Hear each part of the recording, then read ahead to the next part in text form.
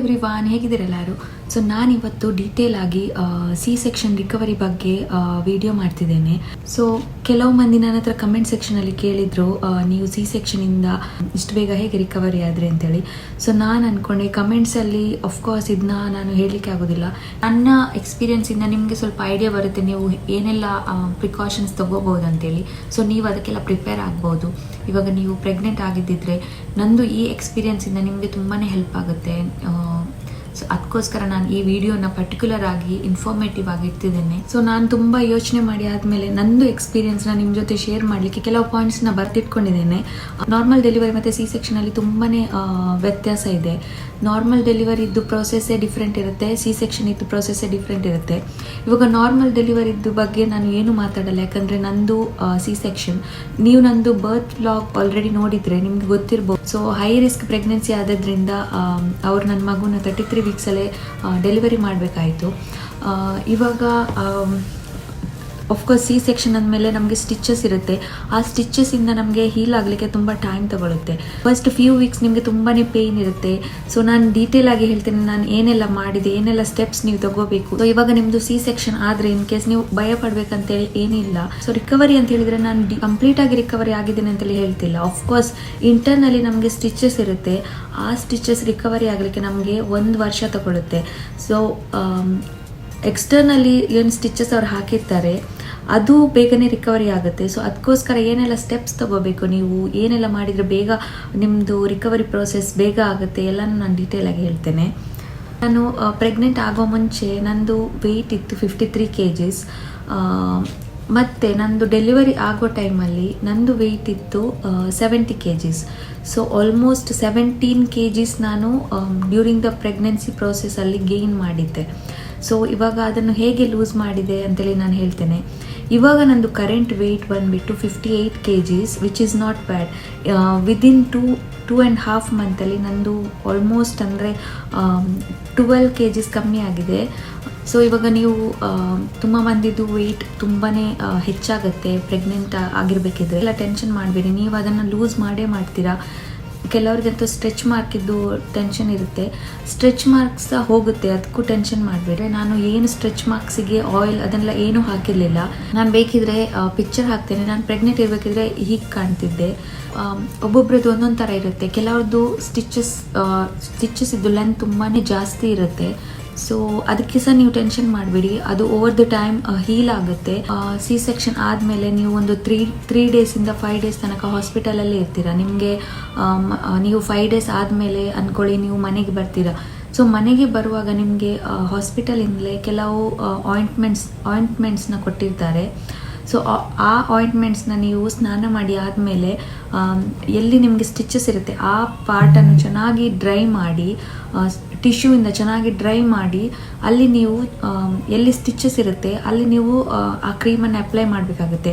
ಆ cream apply ಮಾಡಿದ ಮೇಲೆ ಅಲ್ಲಿ ಸ್ಟಿಚಸ್ ಇದ್ದು ನೂಲ್ ಥರ ಇರುತ್ತೆ, ಅದಕ್ಕೆ ಏನು ಹೇಳ್ತಾರೆ ನಂಗೆ ಗೊತ್ತಿಲ್ಲ. ಸೊ ಅದರ ಮೇಲೆ ನೀವು ಕ್ರೀಮ್ ಅಪ್ಲೈ ಮಾಡಿದ ಮೇಲೆ ಅದಕ್ಕೆ ಚೆನ್ನಾಗಿ ಗಾಸ್ ಇಲ್ಲ ಏನಾದರೂ ಒಂದು ಬ್ಯಾಂಡೇಜ್ ಥರ ಏನಾದರೂ ಹಾಕಿ ಅದನ್ನೊಂದು ಕವರ್ ಮಾಡಿ, ಆಮೇಲೆ ನೀವು ಅಫ್ಕೋರ್ಸ್ ನಿಮಗೆ ಬ್ಲೀಡಿಂಗ್ ಇರುತ್ತೆ. ನೆನ್ಪಿಟ್ಕೊಳ್ಳಿ, ಸಿ ಸೆಕ್ಷನ್ ಆದಮೇಲೆ ನಿಮಗೆ ತುಂಬಾ ಬ್ಲೀಡಿಂಗ್ ಇರುತ್ತೆ. ಯಾಕಂದರೆ ನೀವು ಆಲ್ರೆಡಿ ತುಂಬ ಬ್ಲಡ್ನ ಲೂಸ್ ಮಾಡಿರ್ತೀರ ಡ್ಯೂರಿಂಗ್ ದ ಪ್ರೋಸೆಸ್. ಡಿಪೆಂಡ್ಸ್. ಇವಾಗ ನನಗೆ ಆಲ್ಮೋಸ್ಟ್ 10 ಡೇಸ್ ತನಕ ಬ್ಲೀಡಿಂಗ್ ಇತ್ತು. ಸೊ ಒಬ್ಬೊಬ್ಬರಿಗೆ ಒಂದೊಂದು ಥರ ಇರುತ್ತೆ. ಕೋಟೆಕ್ಸ್ ಅವ್ರದ್ದೊಂದು ಪ್ಯಾಡ್ಸ್ ಬರುತ್ತೆ, ನಾನು ಪಿಕ್ಚರ್ ಹಾಕಿರ್ತೇನೆ, ನೀವು ಅದನ್ನು ತೊಗೋಬೋದು. ಹಾಕಿದ್ದೇನೆ ನಾನು ಮೆಟರ್ನಿಟಿ ಪ್ಯಾಡ್ಸ್ ಹಾಕಿದ್ದೆ. ಸೊ ನೀವು ಇದನ್ನು ಮುಂಚೆನೇ ರೆಡಿ ಮಾಡಿ ಇಡ್ರಿ. ಸೊ ನಿಮ್ಗೆ ಇವಾಗ ಸಿ ಸೆಕ್ಷನ್ ಆಗುತ್ತಾ ನಾರ್ಮಲ್ ಡೆಲಿವರಿ ಆಗುತ್ತಾ ನಿಮ್ಗೆ ಗೊತ್ತಿರೋದಿಲ್ಲ. ಅದು ಆನ್ ದ ಸ್ಪಾಟ್ ಡಿಸೈಡ್ ಮಾಡ್ತಾರೆ ಡಾಕ್ಟರ್, ನಿಮ್ಮದು ಬೇಬಿದು ಮತ್ತು ನಿಮ್ಮದು ಕಂಡೀಷನ್ ಮೇಲೆ. ಸೊ ನೀವು ಏನೇ ಆಗಲಿ ನಿಮಗೆ ನಾರ್ಮಲ್ ಡೆಲಿವರಿಯಲ್ಲೂ ಬ್ಲೀಡಿಂಗ್ ಇರುತ್ತೆ, ಸಿ ಸೆಕ್ಷನಲ್ಲೂ ಬ್ಲೀಡಿಂಗ್ ಇರುತ್ತೆ. ಮೆಟರ್ನಿಟಿ ಪ್ಯಾಡ್ಸ್ನ ಆನ್ಲೈನಿಂದ ತರಿಸಿ, ಇಲ್ಲ ನಿಮಗೆ ಎಲ್ಲಿಯಾದರೂ ಸಿಕ್ಕಿದರೆ ಸ್ಟೋರಿಂದ ನೀವು ಅದನ್ನು ತಂದಿಟ್ಕೊಳ್ಳಿ, ಅದು ನಿಮಗೆ ತುಂಬಾ ಯೂಸ್ ಬೀಳುತ್ತೆ. ಸೊ ನಾನು ಆಲ್ಮೋಸ್ಟ್ ಒಂದು 2 ಪ್ಯಾಕೆಟ್ಸ್ನ ತಂದಿಟ್ಟಿದ್ದೆ. 1 ಪ್ಯಾಕೆಟ್ ಆದಮೇಲೆ ನನಗೆ ಬ್ಲೀಡಿಂಗ್ ಕಂಪ್ಲೀಟಾಗಿ ಸ್ಟಾಪ್ ಆಯಿತು. ಸೊ ಆಲ್ಮೋಸ್ಟ್ ನನಗೆ 2 ವೀಕ್ಸ್ ತನಕ ಬ್ಲೀಡಿಂಗ್ ಇತ್ತು.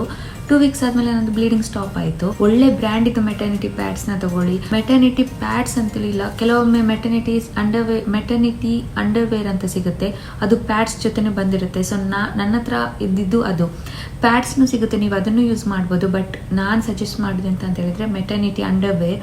ಸೊ ಅದರಲ್ಲಿ ನಿಮಗೆ ಹಾಕಲಿಕ್ಕೆ ತೆಗಿಲಿಕ್ಕೆಲ್ಲ ಕಷ್ಟ ಆಗೋದಿಲ್ಲ, ತುಂಬಾ ಈಸಿ ಆಗುತ್ತೆ. ಆಮೇಲೆ ಅದು ಯೂಸ್ ಆ್ಯಂಡ್ ಥ್ರೋ ಆಗಿರೋದ್ರಿಂದ ನಿಮಗೆ ಹಸಲ್ ಫ್ರೀ ಆಗುತ್ತೆ. ನನಗೆ ಅವರು 2 ಆಯಿಂಟ್ಮೆಂಟ್ ಕೊಟ್ಟಿದ್ರು ಆಲ್ಟರ್ನೇಟಿವ್ ಡೇಸಲ್ಲಿ ಯೂಸ್ ಮಾಡಲಿಕ್ಕೆ. ಅಫ್ಕೋರ್ಸ್ ನಾನು ನೇಮನ್ನು ಮೆನ್ಷನ್ ಮಾಡೋದಿಲ್ಲ. ಇದೆಲ್ಲ ಆಯಿಂಟ್ಮೆಂಟ್ಸ್ನ ನಿಮ್ಮ ಡಾಕ್ಟರ್ ನಿಮಗೆ ಹೇಗೆ ಪ್ರಿಸ್ಕ್ರೈಬ್ ಮಾಡಿರ್ತಾರೆ ಅದೇ ಪ್ರಕಾರ ನೀವು ತಗೊಳ್ಳಿ. ನಿಮಗೆ ಆಲ್ಟರ್ನೇಟಿವ್ ಡೇಸಲ್ಲಿ ಯೂಸ್ ಮಾಡಲಿಕ್ಕೆ ಆಯಿಂಟ್ಮೆಂಟ್ ಕೊಟ್ಟಿದ್ರು. ಬಟ್ ನಾನು ಹೇಗೆ ಯೂಸ್ ಮಾಡಿದೆ ಅಂತೇಳಿ ನಾನು ನಿಮ್ಗೆ ಆಲ್ರೆಡಿ ಹೇಳಿದ್ದೇನೆ. ನಿಮಗೂ ಆಲ್ಮೋಸ್ಟ್ ಅದೇ ಥರ ಯೂಸ್ ಮಾಡಲಿಕ್ಕಿರುತ್ತೆ. ನಾನು ನಂದು ಪ್ರೋಸೆಸ್ನ ನಿಮ್ಮ ಹತ್ರ ಡೀಟೇಲ್ ಆಗಿ ಶೇರ್ ಮಾಡ್ತಿದ್ದೇನೆ. ನಿಮ್ಮ ಡಾಕ್ಟರ್ ನಿಮಗೆ ಬೇರೆಯೇ ಪ್ರೋಸೆಸ್ ಹೇಳ್ಬೋದು ಅಂತೇಳಿದರೆ, ಇವಾಗ ನಿಮಗೆ ಸ್ಟಿಚಸ್ ಇರೋ ಕಾರಣ ನಿಮ್ಮದು ಫಸ್ಟಿಗೆ ಡಾಕ್ಟರ್ಸ್ ಅಡ್ವೈಸ್ ಮಾಡಿರ್ತಾರೆ, ನೀವು ಬೆಂಡ್ ಆಗಬಾರ್ದು, ನೀವು ಫ್ಲೋರಲ್ಲಿ ಕೂತ್ಕೊಳ್ಳೋ ಆಗಿಲ್ಲ, ಆಮೇಲೆ ನೆಲದಲ್ಲಿ ಕೂತ್ಕೊಳ್ಬೇಡಿ, ಏನೇ ಆಗಲಿ ನೆಲದಲ್ಲಿ ಕೂತ್ಕೊಳ್ಬೇಡಿ, ನಿಮ್ಮ ಮೇಲೆ ಏನಾದರೂ ಹೆವಿ ಐಟಮ್ಸ್ನ ಎತ್ತುವ ಆಗಿಲ್ಲ. ಇದು 3 ವಿಷಯನ ಮನಸ್ಸಲ್ಲಿ ಇಟ್ಕೊಳ್ಳಿ. ನೀವು ಬೆಂಡ್ ಆಗಬಾರ್ದು, ನೆಲದಲ್ಲಿ ಕೂತ್ಕೊಳ್ಳುವ ಆಗಿಲ್ಲ, ಮತ್ತು ಹೆವಿ ಥಿಂಗ್ಸನ್ನು ಏನು ಲಿಫ್ಟ್ ಮಾಡಬಾರ್ದು. ಅದೊಂದು ಸೇಯಿಂಗ್ ಇದೆ, ಸಿ ಸೆಕ್ಷನ್ ಆಗುವವರೆಗೆ ಓನ್ಲಿ ಅವರ ಬೇಬಿದು ವೆಯ್ಟ್ನ ಲಿಫ್ಟ್ ಮಾಡಲಿಕ್ಕೆ ಅಷ್ಟೇ ಅಲೌ ಇರುತ್ತೆ. ಆಮೇಲೆ ಯಾವುದನ್ನು ಎತ್ಕೊಳ್ಳೋಕ್ಕೆ ಹೆವಿ ಐಟಮ್ಸ್ನ ಎತ್ಕೊಳ್ಳೋಕ್ಕೆ ಅಲೌ ಇರೋದಿಲ್ಲ. ಇನ್ನೊಂದೆಂತ ಅಂತ ಹೇಳಿದರೆ, ನೀವು ಸಿ ಸೆಕ್ಷನ್ ಆದಮೇಲೆ ತುಂಬ ಹೊತ್ತು ನಿಂತ್ಕೊಳ್ಬೇಡಿ ಒಂದು ಪ್ಲೇಸಲ್ಲಿ. ಓಕೆ, ನಿಮಗೆ ವಾಕಿಂಗ್ ಮಾಡಬೇಕಾ ಮಾಡಿ, ಸ್ವಲ್ಪ ಹೊತ್ತು ಮಾಡಿ, ತುಂಬ ಹೊತ್ತು ಮಾಡಬೇಡಿ. ಅದು ರೆಕಮೆಂಡೆಡ್ ಅಲ್ಲ, ಅದು ಡಾಕ್ಟರ್ಸ್ ರೆಕಮೆಂಡೆಡ್ ಅಲ್ಲ. ಸ್ವಲ್ಪ ಹೊತ್ತು ವಾಕಿಂಗ್ ಮಾಡಿ. ನೀವು ವಾಕ್ ಮಾಡಿದಷ್ಟು ಒಳ್ಳೆಯದು. ಆ್ಯಕ್ಚುಲಿ ಸ್ವಲ್ಪ ಹೊತ್ತು ವಾಕ್ ಮಾಡಿ, ತುಂಬ ಹೊತ್ತು ವಾಕ್ ಮಾಡಬೇಕಂತಿಲ್ಲ. ವಾಕ್ ಮಾಡಿದಷ್ಟು ನಿಮಗೆ ಬೇಗ ನೀವು ಹೀಲ್ ಆಗ್ತೀರಾ. ಆದರೆ ತುಂಬ ಹೊತ್ತು ವಾಕ್ ಮಾಡಬೇಡಿ. ಆಮೇಲೆ ತುಂಬ ಹೊತ್ತು ನಿಂತ ಜಾಗದಲ್ಲೇ ನಿಂತ್ಕೋಬೇಡಿ.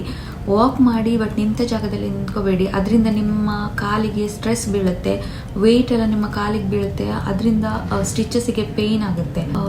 ನಿಮಗೆ ಸ್ಟಿಚಸ್ ಇರುವ ಜಾಗದಲ್ಲೇ ನಿಮ್ಗೆ ಬ್ಲ್ಯಾಡರ್ ಇರುತ್ತೆ. ಸೊ ಯೂರಿನನ್ನು ಫುಲ್ ಮಾಡಬೇಡಿ. ಆದಷ್ಟು ನೀವು ಯೂರಿನನ್ನು ಖಾಲಿ ಮಾಡ್ತಾಯಿರಿ. ನೀವು ಮಿನಿಮಮ್ ಒಂದು ದಿನಕ್ಕೆ 3 ಲೀಟರಷ್ಟು ನೀರು ಕುಡಿಬೇಕಾಗ್ತದೆ. ಇದು ಆಫ್ಕೋರ್ಸ್ ನೀವು ತುಂಬಾ ಇಂಪಾರ್ಟೆಂಟ್. ನಾರ್ಮಲ್ ಡೆಲಿವರಿ ಆದರೂ ಸಿ ಸೆಕ್ಷನ್ ಆದರೂ ಒಂದು ದಿನಕ್ಕೆ ನೀವು 3 ಲೀಟರ್ ಮಿನಿಮಮ್ ನೀರು ಕುಡಿಬೇಕಾಗ್ತದೆ. ಅದಕ್ಕಿಂತ ಜಾಸ್ತಿ ಕುಡಿದ್ರೆ ಇನ್ನೂ ಒಳ್ಳೆಯದು. ನೀವು ಬ್ರೆಸ್ಟ್ ಫೀಡಿಂಗ್ ಸಹ ಮಾಡ್ತಿರ್ತೀರಾ, ಬ್ರೆಸ್ಟ್ ಪಂಪ್ ಮಾಡ್ತಿರ್ತೀರಾ, ನಿಮ್ಮ ಬಾಡಿಯಿಂದ ಆಲ್ರೆಡಿ ತುಂಬ ಲಿಕ್ವಿಡ್ ಹೊರಗಡೆ ಬರ್ತಿರುತ್ತೆ. ಸೊ ನಿಮ್ಮ ಬಾಡಿಗೆ ತುಂಬ ಲಿಕ್ವಿಡಿದು ಅವಶ್ಯಕತೆ ಇರುತ್ತೆ. ಅದಕ್ಕೋಸ್ಕರ ನೀವು ಆದಷ್ಟು ನೀರು ಕುಡಿಲಿಕ್ಕೆ ಟ್ರೈ ಮಾಡಿ. ನಿಮಗೆ ನೀರು ಕುಡಿಲಿಕ್ಕೆ ಆಗದಿದ್ದರೆ ಫ್ರೂಟ್ಸ್ ಕನ್ಸ್ಯೂಮ್ ಮಾಡಿ, ಆರೆಂಜ್, ಆ್ಯಪಲ್ ಜ್ಯೂಸ್ ಮಾಡಿ ಕುಡೀರಿ. ನಂದು ಫುಡ್ ಮತ್ತು ಡಯಟ್ ನಾನು ಏನೆಲ್ಲ ಮಾಡಿದ್ದೆ ನಾನು ಎಂಡಲ್ಲಿ ಹೇಳ್ತೇನೆ. ಇವಾಗ ನಾನು ಜಸ್ಟ್ ಡೀಟೇಲ್ ಆಗಿ ಮೇಲೆ ನಾನು ಏನೆಲ್ಲ ಮಾಡಿದ್ದೆ ಅದನ್ನೆಲ್ಲ ಹೇಳ್ತಿದ್ದೇನೆ. ಓಕೆ, ಇವಾಗ ನನ್ನ ಕೇಸಲ್ಲಿ ನನಗೆ ಆಫ್ಕೋರ್ಸ್ ಡೆಲಿವರಿ ಆದ ತಕ್ಷಣ ನಂದು ಬೇಬಿ ICU ಯಲ್ಲಿತ್ತು.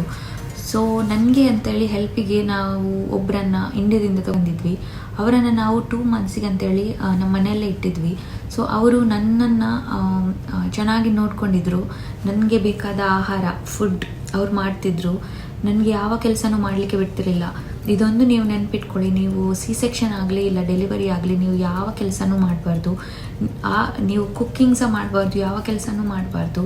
ಅದೆಲ್ಲ ಮಾಡಲಿಕ್ಕೆ ಯಾರಾದರೂ ಒಬ್ಬರು ಇರಬೇಕು. ನಿಮ್ಮ ಅಮ್ಮ ಆಗಿರಲಿ, ನಿಮ್ಮದು ಹಸ್ಬೆಂಡ್ ಆಗಿರಲಿ, ಇಲ್ಲ ಯಾರಾದರೂ ಒಬ್ಬರು ಇರಬೇಕು.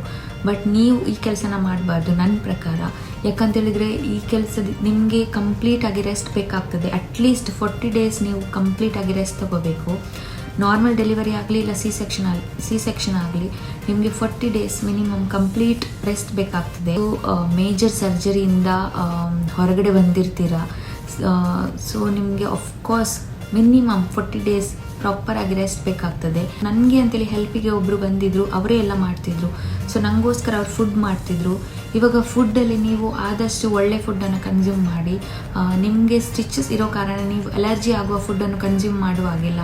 ಫಾರ್ ಎಕ್ಸಾಂಪಲ್ ಬದನೆ, ಬ್ರಿಂಜಾಲ್, ಅದು ಅಲರ್ಜಿಕ್, ಅದು ಒಳ್ಳೆಯದಲ್ಲ. ಅದರಿಂದ ಸ್ಟಿಚಸ್ ಇದು ಗಾಯ ಇನ್ನೂ ಜಾಸ್ತಿ ಆಗುತ್ತೆ.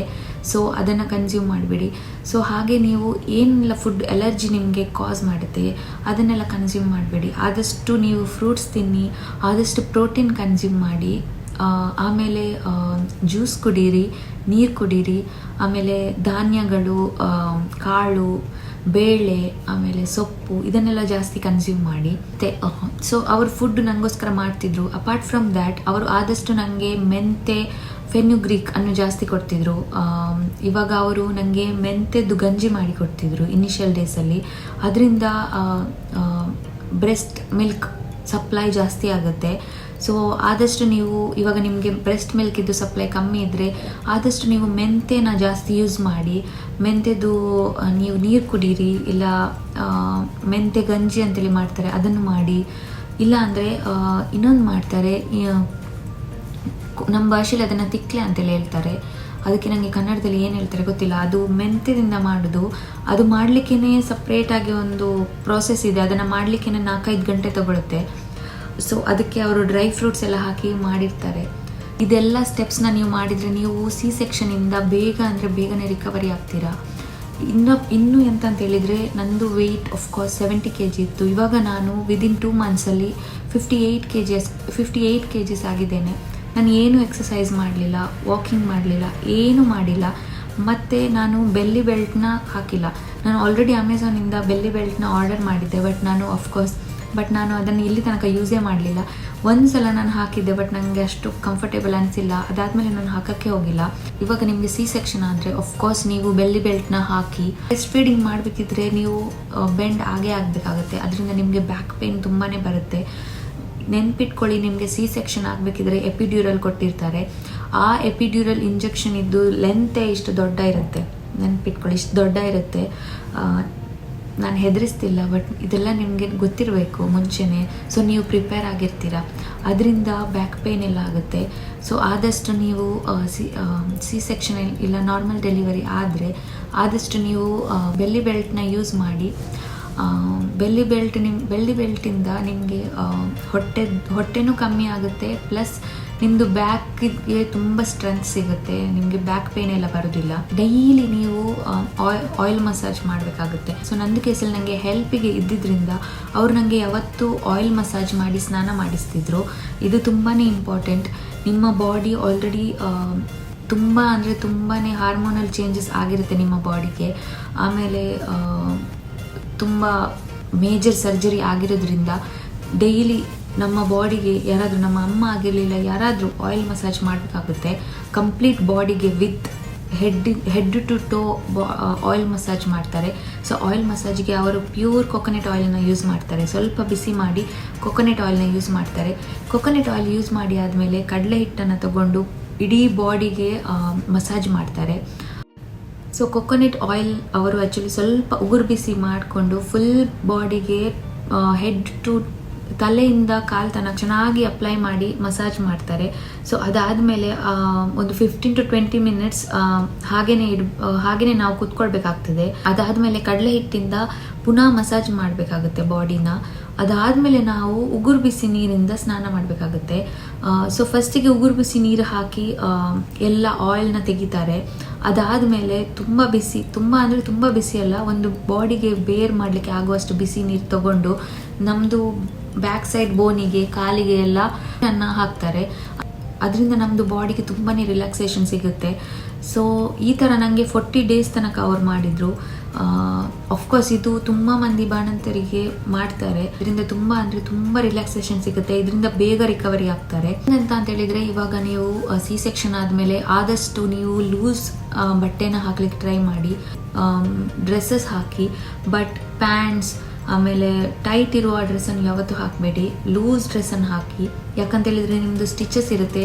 ನೀವು ಅನ್ಕಂಫರ್ಟೇಬಲ್ ಆದರೆ ನಿಮ್ಮದು ಸ್ಟಿಚಸ್ ಬೇಗನೆ ಕಟ್ ಆಗಿ ನಿಮಗೇನೆ ಪ್ರಾಬ್ಲಮ್ ಆಗುತ್ತೆ. ಸೊ ಸ್ಟಿಚಸ್ ತಪ್ಪಿ ಬಿಚ್ಚಿದ್ರೆ ಅದಕ್ಕೆ ಸಪ್ರೇಟ್ ಪ್ರೊಸೀಜರ್ ಮಾಡಬೇಕಾಗುತ್ತೆ. ಪುನಃ ನೀವು ಮೆಡಿಸಿನ್ಸ್ ಎಲ್ಲ ತಗೋಬೇಕಾಗುತ್ತೆ. ಸೊ ಆದಷ್ಟು ನೀವು 40 days ತನಕ ಜಾಗ್ರತೆಯಾಗಿರಿ. ಆಮೇಲೆ 40 days ತನಕ ನೀವು ಡೆಲಿವರಿ ಆಗಿ 40 days ತನಕ ಏನು ಅಂದರೆ ಕೋಲ್ಡ್ ಬರೋದಾಗೆ ನೋಡಿ. ನಿಮಗೆ ಫೀವರ್ ಮತ್ತು ಕೋಲ್ಡ್ ಬರಬಾರ್ದು. ಅದು ತುಂಬಾ ಇಂಪಾರ್ಟೆಂಟ್. ಆದಷ್ಟು ನೀವು ನಿಮ್ಮ ಕಿವಿಯನ್ನು ಮುಚ್ಚಿಡಿ. ನೀವು ಫುಲ್ಲು ಅಂದರೆ ಒಂದು ದುಪ್ಪಟ್ಟ ಇದ್ದರೆ ಅದರಿಂದ ನಿಮ್ಮದು ಕಿವಿನ ಕಂಪ್ಲೀಟಾಗಿ ಕವರ್ ಮಾಡಿ. ನೀವು ಹೊರಗಡೆ ಹೋಗಬೇಕಿದ್ರೆ ಸಾಕ್ಸ್ ಹಾಕಿ. ನಿಮ್ಮದು ಕೈ ಆದಷ್ಟು ನಿಮ್ಮದು ಬಾಡಿನ ಕವರ್ ಮಾಡ್ಕೊಂಡು ಹೊರಗಡೆ ಹೋಗಿ. ಯೂಶ್ವಲಿ ನಾನು 40 days ತನಕ ಹೊರಗಡೆ ಹೋಗೋದು ರೆಕಮೆಂಡ್ ಮಾಡೋದಿಲ್ಲ. ನನ್ನ ಕೇಸಲ್ಲಿ ನಂದು ಮಗು ICU ಇದ್ದ ಕಾರಣ ನಾನು ಎವ್ರಿ ಡೇ ನಾನು ICUಗೆ ಹೋಗಬೇಕಾಗ್ತಿತ್ತು. ನಾನು ಯಾವತ್ತೂ ದುಪ್ಪಟ್ಟ ಹಾಕಿಯೇ ಹಾಸ್ಪಿಟಲ್ಗೆ ಹೋಗ್ತಿದ್ದೆ, ಯಾಕಂದರೆ ನನಗೆ ಜ್ವರ ಬಂದರೆ ನಂದು ಬೇಬಿಗೂ ಜ್ವರ ಬರ್ತಿತ್ತು. But at the end 3 weeks ಆದಮೇಲೆ ನನಗೆ ಜ್ವರ ಬಂದೇ ಬಂತು. ಈ ಟೈಮ್ ನಿಮ್ಮದು ಬಾಡಿಗೆ ಇಮ್ಯುನಿಟಿ ಮತ್ತು ಬಾಡಿ ತುಂಬ ಅಂದರೆ ತುಂಬ ಚೇಂಜಸ್ ಅಲ್ಲಿರುತ್ತೆ. ಸೊ ನಿಮಗೆ ಜ್ವರ ಎಲ್ಲ ಬರೋ ಚಾನ್ಸಸ್ ಹೈ ಇರುತ್ತೆ. ಸೊ ನೀವು ತುಂಬಾ ಕೇರ್ ಮಾಡಬೇಕಾಗುತ್ತೆ. ಆದಷ್ಟು ನಿಮ್ಮ ಮನೆಯಲ್ಲಿ ಜನರನ್ನ ಕರೆಸಬೇಡಿ ಇನಿಷಿಯಲ್ ಡೇಸಲ್ಲಿ. 40-50 ಡೇಸ್ ಆದಮೇಲೆ ನಿಮ್ಮ ಮನೆಗೆ ಕರೆಸಿ. ಸೊ ಆದಷ್ಟು ತುಂಬಾ ಕೇರ್ ತಗೊಳ್ಳಿ. ಸೊ ಇವಾಗ ನಂದು ಡಯಟ್ ಪ್ಲ್ಯಾನ್, ಅಂದರೆ ನಾನು ಏನೆಲ್ಲ ಫುಡ್ಡನ್ನು ಕನ್ಸ್ಯೂಮ್ ಮಾಡಿದ್ದೇನೆ ಆಫ್ಟರ್ ಡೆಲಿವರಿ ಅದನ್ನ ಹೇಳ್ತೇನೆ. ಸೊ ಇನಿಷಿಯಲ್ ಡೇಸಲ್ಲಿ ನನಗೆ 2 ಮಂತ್ಸ್ ತನಕ ಹೌಸ್ ಹೆಲ್ಪೇ ಎಲ್ಲನೂ ಫುಡ್ ಎಲ್ಲ ಮಾಡಿಕೊಡ್ತಿದ್ರು. ಮೋಸ್ಟ್ ಆಫ್ ದ ಟೈಮ್ ಅವರು ನನಗೆ ಬ್ರೆಸ್ಟ್ ಮಿಲ್ಕ್ ಜಾಸ್ತಿ ಆಗಲಿಕ್ಕೆ ಆಗುವಂತಹ ಫುಡ್ ಕೊಡ್ತಿದ್ರು. ಇನಿಷಿಯಲ್ ಡೇಸಲ್ಲಿ ಬ್ರೆಸ್ಟ್ ಮಿಲ್ಕ್ ಕಮ್ಮಿ ಇರುತ್ತೆ, ನೀವು ಆದಷ್ಟು ಬ್ರೆಸ್ಟ್ ಮಿಲ್ಕ್ ಜಾಸ್ತಿ ಆಗುವ ಫುಡ್ ತಗೋಬೇಕಾಗುತ್ತೆ. ಸೊ ಕೊಂಕಣಿಯಲ್ಲಿ ನೀವೋಳು ಅಂತ ಹೇಳ್ತಾರೆ, ಅದರದ್ದು ರೆಸಿಪಿ ನಿಮಗೆ ಯೂಟ್ಯೂಬಲ್ಲಿ ಸಿಗುತ್ತೆ. ಸೊ ಅದನ್ನು ಮಾಡಿಕೊಡ್ತಿದ್ರು. ಅದು ಸ್ವಲ್ಪ ಸ್ಪೈಸಿ ಆಗಿರುತ್ತೆ, ಅದನ್ನು ನೀವು ಕುಡಿಬೇಕು. ಅದರಿಂದ ನಿಮ್ಮದು ಬ್ರೆಸ್ಟ್ ಮಿಲ್ಕ್ ಬೇಗನೆ ಜಾಸ್ತಿ ಆಗುತ್ತೆ. ಅದು ಬಿಟ್ಟರೆ ನೀವು ಆದಷ್ಟು ಫೆನ್ಯುಗ್ರೀಕ್ ಅಂದರೆ ಮೆಂತ್ಯವನ್ನು ಕನ್ಸ್ಯೂಮ್ ಮಾಡಿ. ಆದಷ್ಟು ಮೆಂತ್ಯನ ಕನ್ಸ್ಯೂಮ್ ಮಾಡಿ, ಅದರಿಂದ ನಿಮಗೆ ತುಂಬ ಅಂದರೆ ತುಂಬ ಬೆನಿಫಿಟ್ಸ್ ಇರುತ್ತೆ. ನಿಮ್ಮದು ಬ್ರೆಸ್ಟ್ ಮಿಲ್ಕ್ ಜಾಸ್ತಿ ಆಗುತ್ತೆ. ನಂದು ಕೇಸಲ್ಲಿ ನಾನು ಓವರ್ ಸಪ್ಲೈ ಆಗಿದ್ದರಿಂದ ನನಗೆ ಆಲ್ರೆಡಿ ಬ್ರೆಸ್ಟ್ ಮಿಲ್ಕ್ ತುಂಬಾ ಇತ್ತು. ಬಟ್ ಇದನ್ನೆಲ್ಲ ಕನ್ಸ್ಯೂಮ್ ಮಾಡಿ ನನಗೆ ತುಂಬ ಪ್ರಾಬ್ಲಮ್ ಆಗಿತ್ತು, ಯಾಕಂದರೆ ನನಗೆ ಇನ್ನೂ ಜಾಸ್ತಿ ಆಗಿ ನನಗೆ ಇನ್ಫೆಕ್ಷನ್ ಎಲ್ಲ ಆಗಿ ತುಂಬ ಸಲ ನಾನು ಅಡ್ಮಿಟ್ ಆಗಿದ್ದೆ. ಆಲ್ರೆಡಿ ಮಿಲ್ಕ್ ಸಪ್ಲೈ ಒಳ್ಳೇದಿದ್ದರಿಂದ ನನಗೆ ಇನ್ನೂ ಜಾಸ್ತಿ ಆಗಿ ನನಗೆ ಮಸ್ಟೈಟಿಸ್ ಅನ್ನೋ ಇನ್ಫೆಕ್ಷನ್ ಆಯಿತು ಲೆಫ್ಟ್ ಬ್ರೆಸ್ಟಲ್ಲಿ. ಸೊ ಇದಕ್ಕೋಸ್ಕರ ನಾನು ಹೇಳ್ತಿದ್ದೇನೆ, ನೀವು ಇವಾಗ ಆಲ್ರೆಡಿ ಓವರ್ ಸಪ್ಲೈ ಇದ್ದರೆ ಇದನ್ನೆಲ್ಲ ಜಾಸ್ತಿ ಅಮೌಂಟಲ್ಲಿ ಕನ್ಸ್ಯೂಮ್ ಮಾಡಬೇಡಿ. ಇವಾಗ ನೀವು ಜಾಸ್ತಿ ಅಮೌಂಟಲ್ಲಿ ಯಾವುದನ್ನೆಲ್ಲ ಕನ್ಸ್ಯೂಮ್ ಮಾಡಬೇಕಂತೇಳಿದರೆ ವೆಜಿಟೇಬಲ್ಸ್, ಲೀಫಿ ಗ್ರೀನ್ಸ್ ಎಲ್ಲ ಸೊಪ್ಪುಗಳನ್ನು ನೀವು ತಿನ್ನಿ. ಅದಾದಮೇಲೆ ಬ್ರೋಕ್ಲಿ, ಎಲ್ಲ ಧಾನ್ಯಗಳು, ಕಾಳು, ಇದನ್ನೆಲ್ಲ ಕನ್ಸ್ಯೂಮ್ ಮಾಡಿ. ಯಾವುದನ್ನು ರಾ ತಿನ್ನಬೇಡಿ, ಎಲ್ಲನೂ ಚೆನ್ನಾಗಿ ಬಾಯ್ಲ್ ಮಾಡಿ ಪದಾರ್ಥ ಮಾಡಿ ಕರಿ ಮಾಡಿ ತಿನ್ನಿ. So cabbage, carrots, sweet potatoes ಇದನ್ನೆಲ್ಲ ಚೆನ್ನಾಗಿ ಕನ್ಸ್ಯೂಮ್ ಮಾಡಿ. ಆದಷ್ಟು ನೀವು ವೆಜಿಟೇಬಲ್ಸ್ನ ತಗೊಳ್ಳಿ, ನಿಮ್ಮ ಬಾಡಿಗೆ ಇದೆಲ್ಲ ಒಳ್ಳೆಯದು. ಬಟ್ ಯಾವುದೇ ವೆಜಿಟೇಬಲ್, ಯಾವುದೇ ಫುಡ್ ನೀವು ತಗೋಬೇಕಿದ್ರೆ ಮೇಕ್ ಶ್ಯೂರ್ ಇದು ನಿಮಗೆ ಅಲರ್ಜಿಕ್ ಅಲ್ಲ ಅಂತೇಳಿ. ನೀವು ಅಲರ್ಜಿಕ್ ಫುಡ್ನ ಕನ್ಸ್ಯೂಮ್ ಮಾಡಬೇಡಿ. ಇನ್ ಕೇಸ್ ಅಲರ್ಜಿಕ್ ಆದರೆ ನಿಮಗೆ ಸ್ಟಿಚಸ್ಸಿಗೆ ಪ್ರಾಬ್ಲಮ್ ಆಗುತ್ತೆ. ಸೊ ಮೇಕ್ ಶ್ಯೂರ್ ಅಲರ್ಜಿಕ್ ಫುಡ್ನ ಕನ್ಸ್ಯೂಮ್ ಮಾಡಬೇಡಿ. ಸೊ ಇವಾಗ ಬದನೆ ಅದು ಒಳ್ಳೆಯದಲ್ಲ, ಅದು ಅಲರ್ಜಿಕ್. ಸೆಕೆಂಡ್ ಥಿಂಗ್ ಅಂತ ಹೇಳಿದರೆ ಇವಾಗ ಮ್ಯಾಕ್ರಲ್ ಅಂದರೆ ಬಂಗುಡೆ ಮೀನು, ಇದು ಒಳ್ಳೆಯದಲ್ಲ, ಇದು ತುಂಬ ಅಲರ್ಜಿಕ್. ಅದಾದಮೇಲೆ ಥರ್ಡ್ ಪ್ರಾನ್ಸ್ನ ಕನ್ಸ್ಯೂಮ್ ಮಾಡಬೇಡಿ, ಇದೂ ಅಲರ್ಜಿಕ್. ಅದಾದಮೇಲೆ ಕ್ರ್ಯಾಬ್ಸ್ ಆ್ಯಕ್ಚುಲಿ ಅಲರ್ಜಿಕ್ ಅಲ್ಲ, ಬಟ್ ಇದು ತುಂಬಾ ಹೀಟ್ ಪ್ರೊಡ್ಯೂಸ್ ಮಾಡುತ್ತೆ. ನಿಮ್ಮ ಬಾಡಿ ಆಲ್ರೆಡಿ ತುಂಬ ಪ್ರೋಸೆಸ್ಸಿಂದ ಹೊರಗಡೆ ಬಂದಿರುತ್ತೆ. ಸೊ ಇದನ್ನೆಲ್ಲ ಕನ್ಸ್ಯೂಮ್ ಮಾಡಬೇಡಿ. ನೀವು ಆದಷ್ಟು ಪ್ರೋಟೀನ್ ಕನ್ಸ್ಯೂಮ್ ಮಾಡಿ. ಫಾರ್ ಎಕ್ಸಾಂಪಲ್ ಚಿಕನ್ ತಿನ್ನಿ. ಇವಾಗ ನೀವು ನಾನ್ ವೆಜಿಟೇರಿಯನ್ ಆದರೆ ಚಿಕನ್ ಕನ್ಸ್ಯೂಮ್ ಮಾಡ್ಬೋದು, ಎಗ್ ತಿನ್ಬೋದು.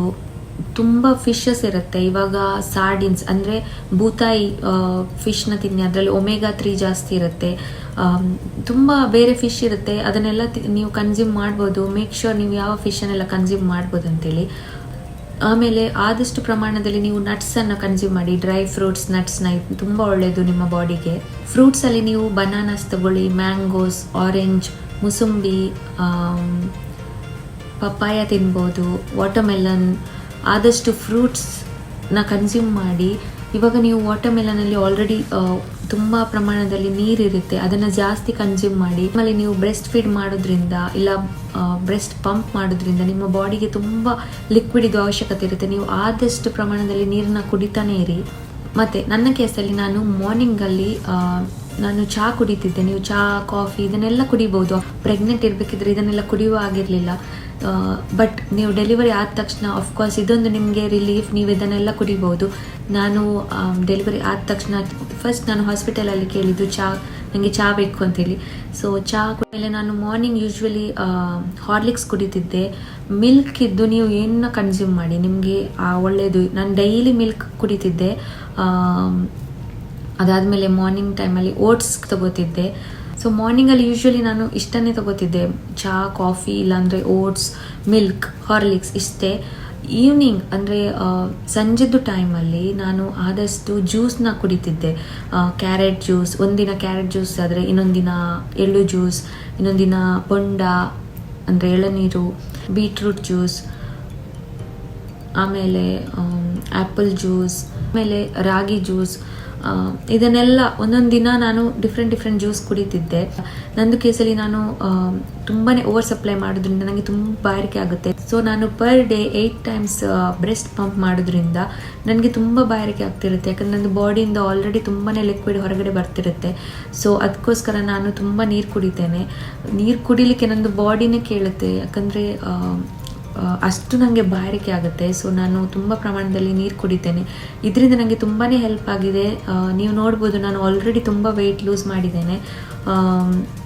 70 kg ಇಂದ 58 kg ತನಕ ಕಮ್ಮಿ ಆಗೋದಂತ ಹೇಳಿದರೆ within 2 months. It's a good thing. But ನಾನು ಇದಕ್ಕೋಸ್ಕರ ಏನೂ ಎಕ್ಸಸೈಸ್ ಮಾಡಿಲ್ಲ, ಜಿಮ್ಮಿಗೆ ಹೋಗಿಲ್ಲ, ಏನೂ ಮಾಡಿಲ್ಲ, ವಾಕಿಂಗೂ ಮಾಡಿಲ್ಲ. ಜಸ್ಟ್ ಫುಡ್, ನಾನು ಒಳ್ಳೆ ಅಮೌಂಟಲ್ಲಿ ಫುಡ್ ಕನ್ಸ್ಯೂಮ್ ಮಾಡಿದ್ದೇನೆ. Healthy food, healthy diet. ಆಮೇಲೆ ನಿಮ್ಮ ಬಾಡಿನ ಕೇರ್ ತಗೊಳ್ಳಿ. ನೀವು ಸ್ಟ್ರೆಸ್ ತಗೋಬೇಡಿ. ಆಫ್ಕೋರ್ಸ್ ಪೋಸ್ಟ್ ಪಾರ್ಟಮಲ್ಲಿ ತುಂಬ ಸ್ಟ್ರೆಸ್ ಆಗುತ್ತೆ, ಆಂಗ್ಸೈಟಿ ಆಗುತ್ತೆ ಮಗು ಇರುವಾಗ. ಅದಕ್ಕೆಲ್ಲ ಸ್ಟ್ರೆಸ್ ತಗೋಬೇಡಿ. ನಿಮ್ಮದು ಬಾಡಿ ಎಲ್ಲದಕ್ಕೂ ಅಡ್ಜಸ್ಟ್ ಆಗುತ್ತೆ. ನೀವು ಮದರ್ಹುಡ್ನ ಎಕ್ಸ್ಪೀರಿಯನ್ಸ್ ಮಾಡಿ, ಎಂಜಾಯ್ ಮಾಡಿ. ಸೊ ಇದಿಷ್ಟೇ ನಂದು ಎಕ್ಸ್ಪೀರಿಯನ್ಸ್. ನಿಮ್ಗೇನಾದರೂ ಕ್ವಶನ್ಸ್ ಇದ್ದರೆ, ಏನಾದರೂ ಕ್ವಶನ್ಸ್ ಕೇಳಬೇಕಂತ ಅನಿಸಿದರೆ ನಂದು ಕಮೆಂಟ್ ಸೆಕ್ಷನಲ್ಲಿ ನೀವು ಕೇಳ್ಬೋದು, ಇಲ್ಲ ನಂದು ಇನ್ಸ್ಟಾಗ್ರಾಮಲ್ಲಿ ನೀವು ಕೇಳ್ಬೋದು. ನಿಮಗೆ ಈ ವಿಡಿಯೋ ಇಷ್ಟ ಆದರೆ ಪ್ಲೀಸ್ ಈ ವಿಡಿಯೋನ ಲೈಕ್ ಮಾಡಿ. ಆದಷ್ಟು ನಿಮ್ಮದು ಫ್ಯಾಮಿಲಿ ಮತ್ತು ಫ್ರೆಂಡ್ಸ್ ಜೊತೆ ಈ ವಿಡಿಯೋನ ಶೇರ್ ಮಾಡಿ. ವಿಡಿಯೋನ ನಾನು ಪರ್ಪಸ್ಫುಲಿ ಮಾಡಿದ್ದೇನೆ, ಇದರಿಂದ ತುಂಬ ಮಂದಿಗೆ ಹೆಲ್ಪ್ ಆಗಲಿ ಅಂತೇಳಿ. ತುಂಬ ಮಂದಿ ಪ್ರೆಗ್ನೆಂಟ್ ಇರ್ತಾರೆ, ಅವರಿಗೆ ಗೊತ್ತಿರೋದಿಲ್ಲ. ಲಾಸ್ಟ್ ಮೂಮೆಂಟಿಗೆ C-sectionನೂ ಆಗ್ಬೋದು, ನಾರ್ಮಲ್ ಡೆಲಿವರಿನೂ ಆಗ್ಬೋದು. ಸೊ ಇದೆಲ್ಲ ವಿಷಯದಿಂದ ನಿಮಗೆ ತುಂಬಾ ಹೆಲ್ಪ್ ಆಗುತ್ತೆ, ನೀವು ಪ್ರಿಪೇರ್ ಆಗಿರ್ಬೋದು. ಸೊ ನಂದು ಕೇಸಲ್ಲಿ ನನಗೆ ಆಫ್ಕೋರ್ಸ್ ಇದೆಲ್ಲ ಏನು ವಿಷಯ ಗೊತ್ತಿರಲಿಲ್ಲ, ನಾನು ರಿಸರ್ಚು ಮಾಡಿರಲಿಲ್ಲ. ನನಗೆಲ್ಲನೂ ಡೆಲಿವರಿ ಆದಮೇಲೆ ಆನ್ ಸ್ಪಾಟ್ ಗೊತ್ತಾಗಿ ನಾನು ಗೂಗಲಲ್ಲಿ ರಿಸರ್ಚ್ ಮಾಡಿ ತುಂಬ ಕಷ್ಟಪಟ್ಟಿದ್ದೇನೆ. ಸೊ ನಾನು ಆದಷ್ಟು ಇದನ್ನೆಲ್ಲ ನಿಮ್ಮ ಹತ್ರ ಶೇರ್ ಮಾಡ್ತಿದ್ದೇನೆ, ನಿಮಗೆ ಹೆಲ್ಪ್ ಆಗಲಿ ಅಂತೇಳಿ. ಇನ್ನೂ ನೀವು ನನ್ನದು ಚಾನೆಲ್ಗೆ ಸಬ್ಸ್ಕ್ರೈಬ್ ಮಾಡಿಲ್ಲ. ನಾನು ಆದಷ್ಟು ಟ್ರೈ ಮಾಡ್ತಿದ್ದೇನೆ ತುಂಬ ವೀಡಿಯೋಸ್ ಹಾಕಲಿಕ್ಕೆ. ಇವನ್ ಮಲಗಿದ ಟೈಮಲ್ಲಿ ನಾನು ವೀಡಿಯೋಸ್ ಮಾಡ್ತಿದ್ದೇನೆ. ಇವಾಗ ಆಲ್ರೆಡಿ 11 o'clock ನೈಟ್ ಇದ್ದು ಆಗ್ತಾ ಬಂತು. ಇವಾಗ ಅವನು ಹೇಳ್ಬೋದು. ಸೊ ಯಾವಾಗ ಅವನು ಮಲಗಿರ್ತಾನೆ ನಾನು ವೀಡಿಯೋಸ್ ಹಾಕ್ತೇನೆ. ನನಗೆ ಆದಷ್ಟು ನಾನು ಟ್ರೈ ಮಾಡ್ತಿದ್ದೇನೆ. ಯಾಕಂತ ಹೇಳಿದರೆ ಈ ಇನ್ಫಾರ್ಮೇಷನ್ನ ನಾನು 2-3 months ಆದಮೇಲೆ ಶೇರ್ ಮಾಡಲಿಕ್ಕೆ ಆಗೋದಿಲ್ಲ. ನನಗೆ ತುಂಬ ಥಿಂಗ್ಸ್ ನಾನು ಮರಿತೇನೆ. ಸೊ ಆದಷ್ಟು ನಾನು ಇವಾಗಲೇ ಎಲ್ಲ ವಿಷಯನ ಶೇರ್ ಮಾಡ್ತಿದ್ದೇನೆ. ಸೊ ಆದಷ್ಟು ನನಗೆ ಸಪೋರ್ಟ್ ಮಾಡಿ, ನನ್ನದು ಚಾನೆಲ್ನ ಸಬ್ಸ್ಕ್ರೈಬ್ ಮಾಡಿ ಅಂತ ಹೇಳ್ತಾ ನೆಕ್ಸ್ಟ್ ವಿಡಿಯೋದಲ್ಲಿ ಸಿಗುವ. Take care, bye and thanks for watching.